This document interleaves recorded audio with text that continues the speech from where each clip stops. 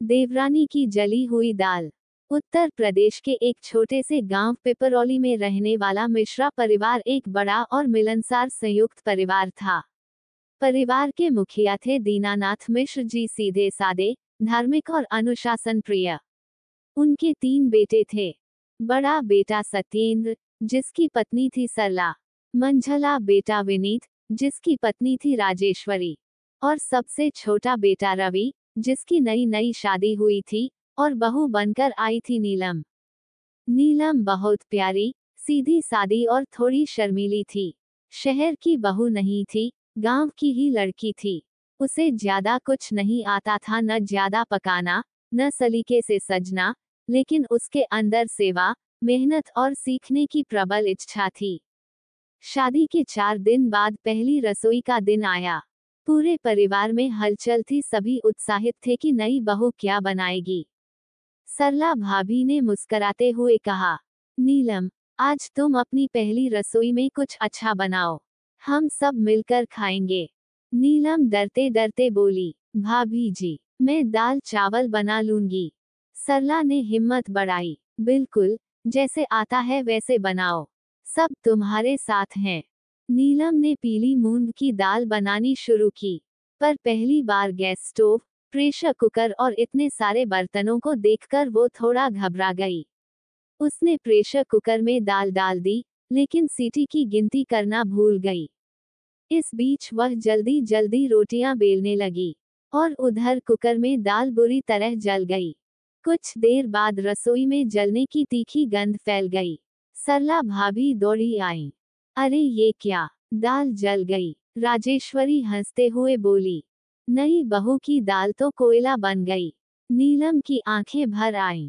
उसकी हथेलियां कांपने लगीं। वह बोली, माफ कीजिए, मैंने गलती कर दी, मैं रोटी बेलने में उलझ गई थी। तभी पीछे से एक मीठी आवाज आई, गलती करना कोई गुनाह नहीं बहू, सीखना जरूरी है। ये आवाज थी अम्मा जी यानी रवि की माँ और पूरे घर की शक्ति। उन्होंने सबको चुप कराया और नीलम को पास बुलाया।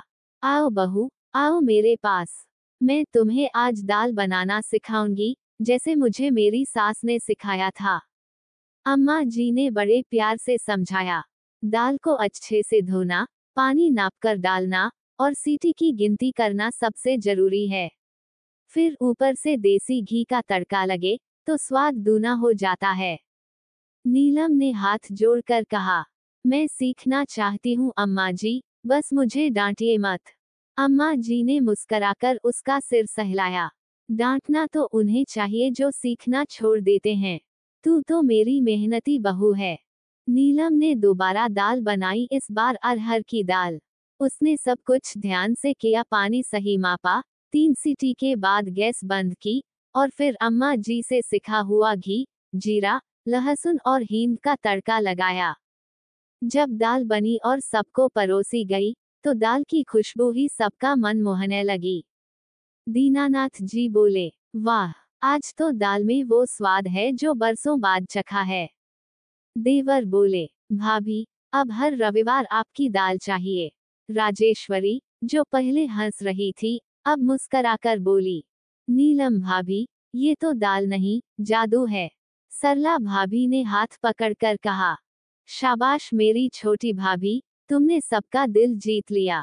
अब हर दिन की रसोई में नीलम किसी न किसी व्यंजन की नई विधि सीखती, कभी अम्मा जी से, कभी सरला भाभी से। धीरे धीरे उसकी झिझक खत्म होने लगी। वह अपने देवरों को पसंद की खिचड़ी, अचार और रायते बनाकर देती। एक दिन गांव की दूसरी बहुएं आईं और बोलीं, नीलम भाभी, हमें भी सिखाए, आपकी तरह स्वाद कैसे आता है दाल में।